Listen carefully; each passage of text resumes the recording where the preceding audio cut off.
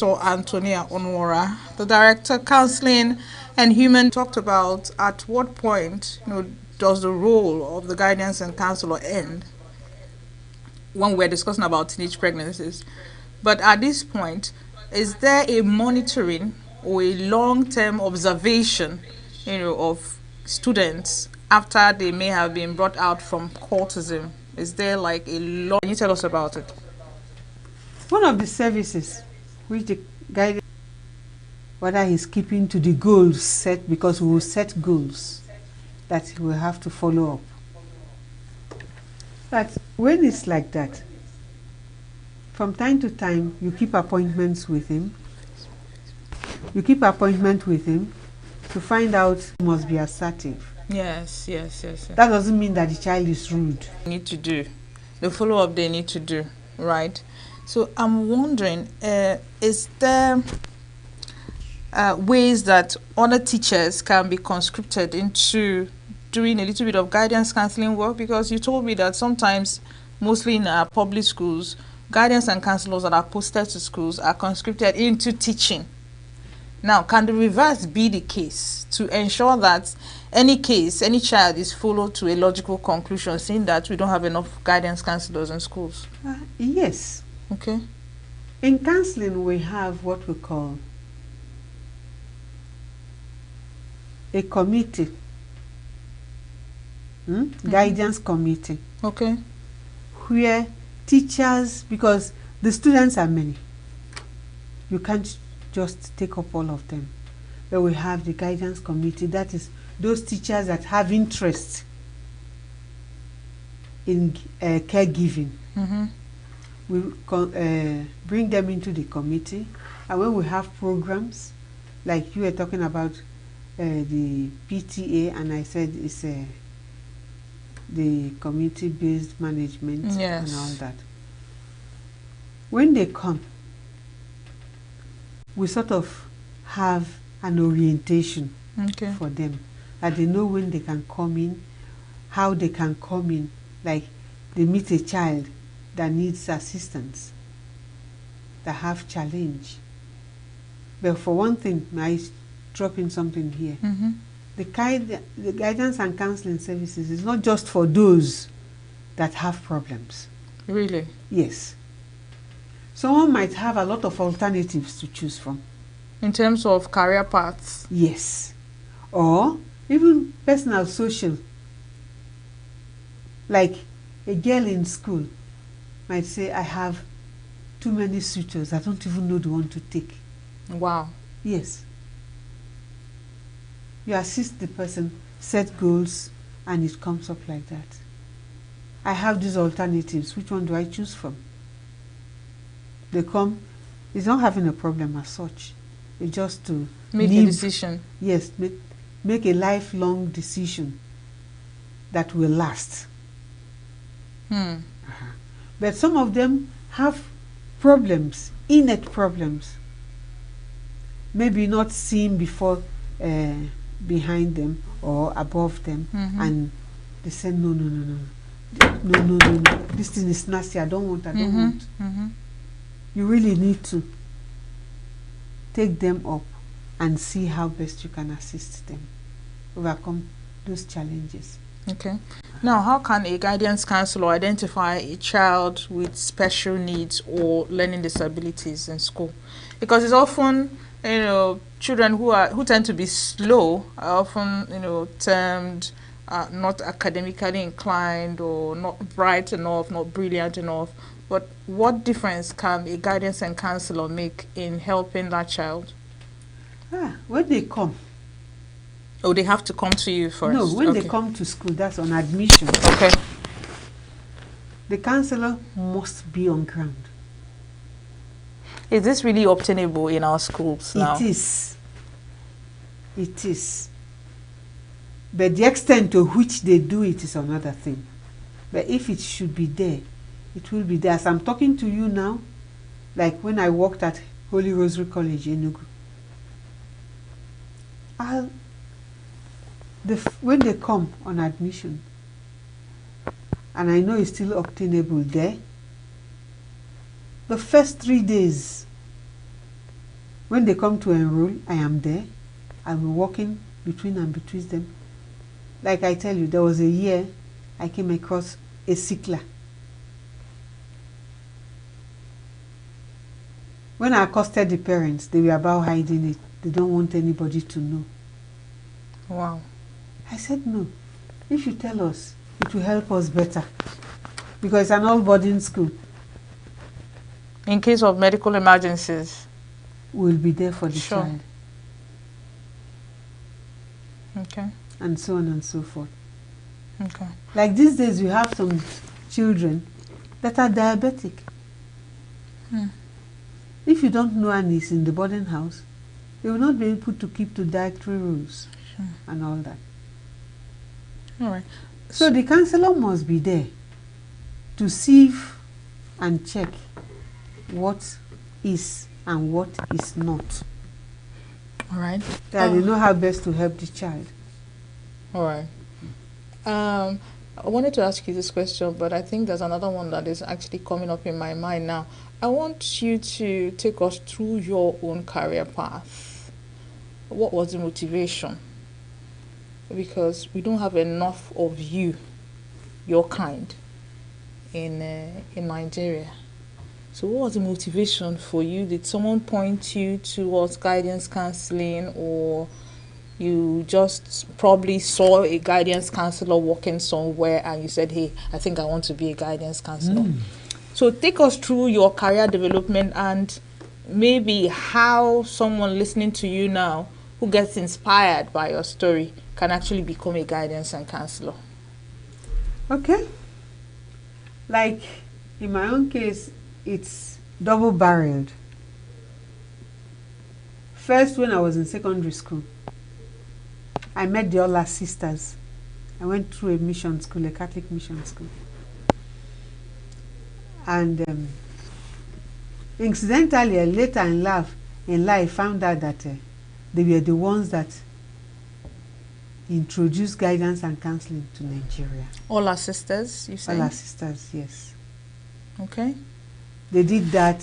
They did the introduction at Ibadan, at St. Teresa's Ibadan. That same woman that initiated that, because according to them, by then it was out of place for a girl child to go to school. So when these girls graduated, were they twins?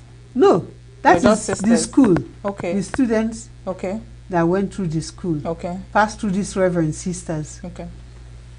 They needed to give their parents the assurance that the girl child, if she is opportune to go to school, will train the world, will impart on other people. So they held a career convention for them. After that, they were all employed. Now, she left that place on transfer to St. Maria Goretti Girls Grammar School, Benin City, and started. While we were there, we were tailored to areas where we can excel with minimum stress. There she was, Reverend Sister Henrietta Powers, and I came in class 1 in 1973, and the music started. When I now left school, after my WAEC exams, I went to a college of education, finished from there, got married, and I needed to do my bachelor's degree. Then I went to purchase the form. When I got there, the crowd was much, and everybody was like, I register educational management. Because they said if you register educational management, at the end, the state government could make you a principal.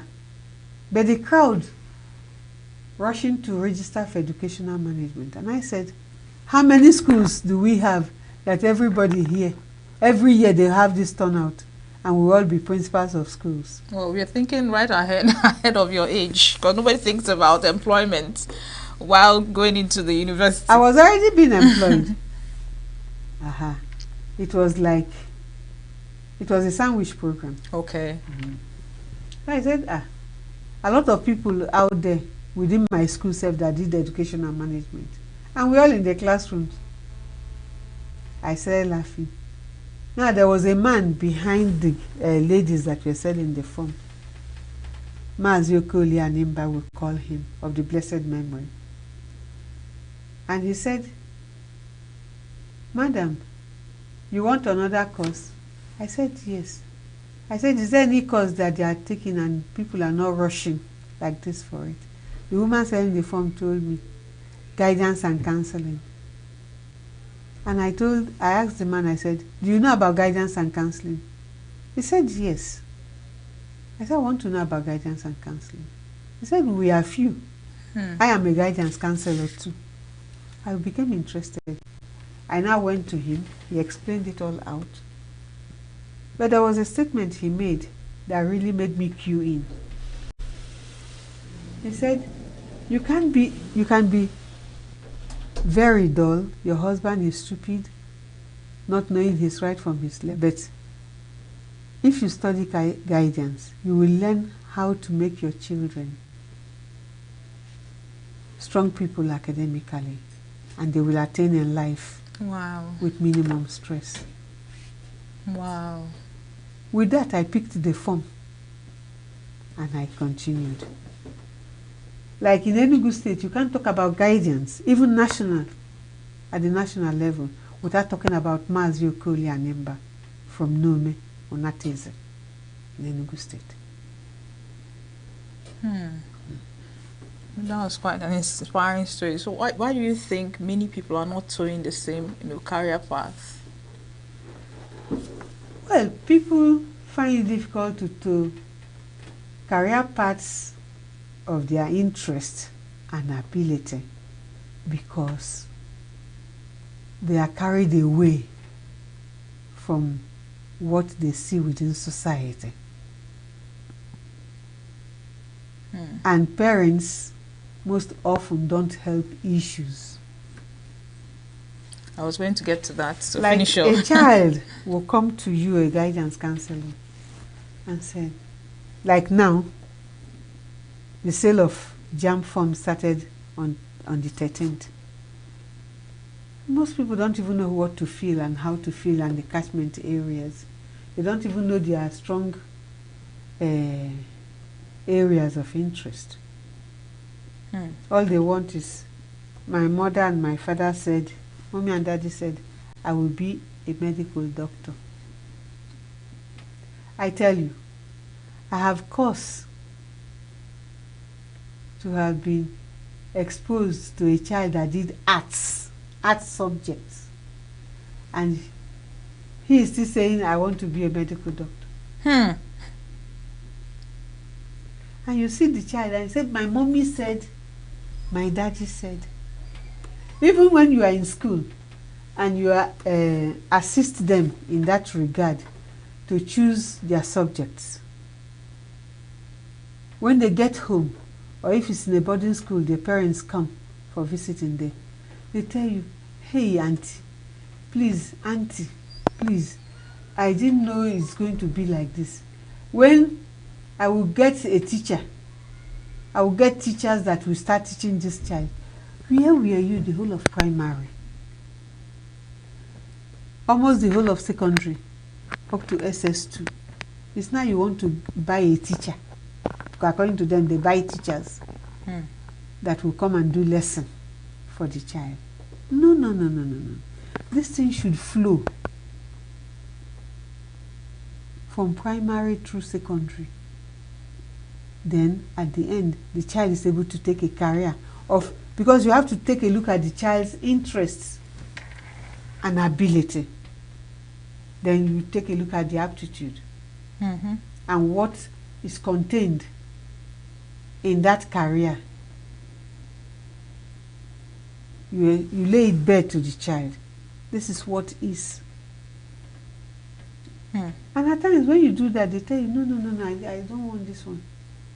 I've had cause of a child that told me, On visiting day, my daddy came and said, no, I must not be in the management sciences. I should go to sciences.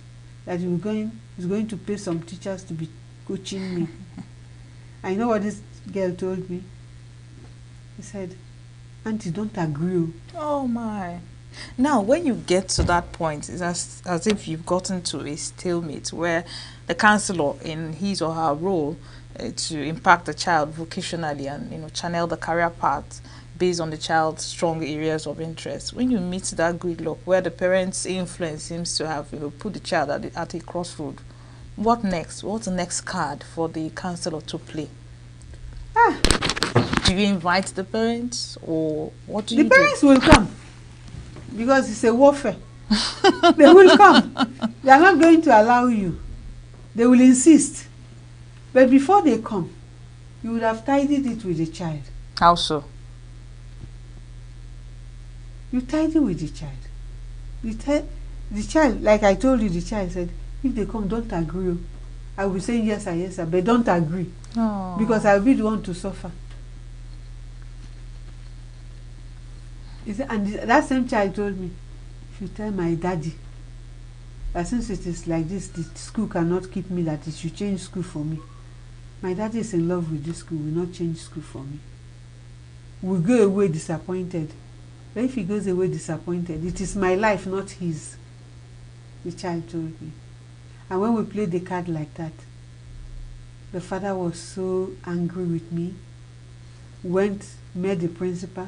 The principal said, look, if the guidance counselor have said no, I won't allow you register the child in the sciences and we have a bad result. Finally, what the father said is, okay, let her continue. It's just because of the morals. Let her continue.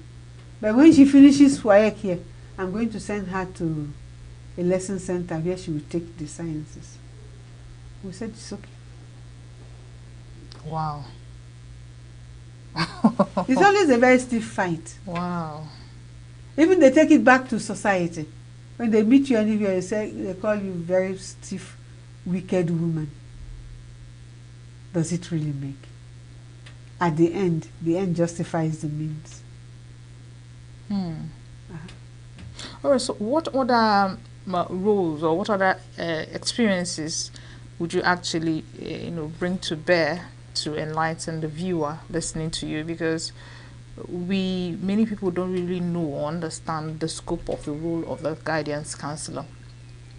We've spoken about teenage pregnancy, spoken about cultism, vocational, issue of decisions in marriage. What other areas, does your, influence cover when it comes to, building up a child totally?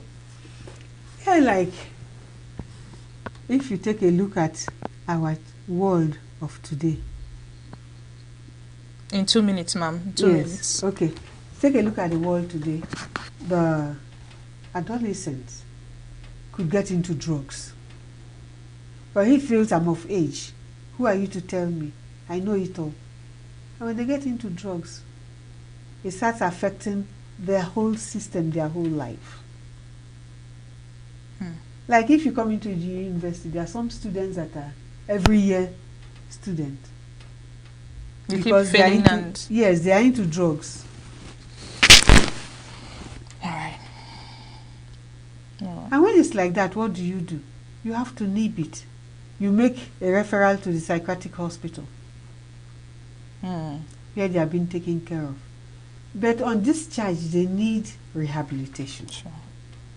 It is that rehabilitation aspect of it that the guidance counselor comes in. All right. I'm afraid, Mom, we'll have to respectfully cut the interview short because we have run out of time. But thank you so much for being here. I personally learned a lot, and I'm sure our viewer out there has learned a lot. Thank you so much, Professor Antonia Onwora, foremost guidance and counselor. Thank you so much for staying with us. And we're going to go on a short break. New Day continues right after this time out. Don't forget, I'm still your host, Chigi Chiagoram. See you soon. Thank you. Thank you, viewers.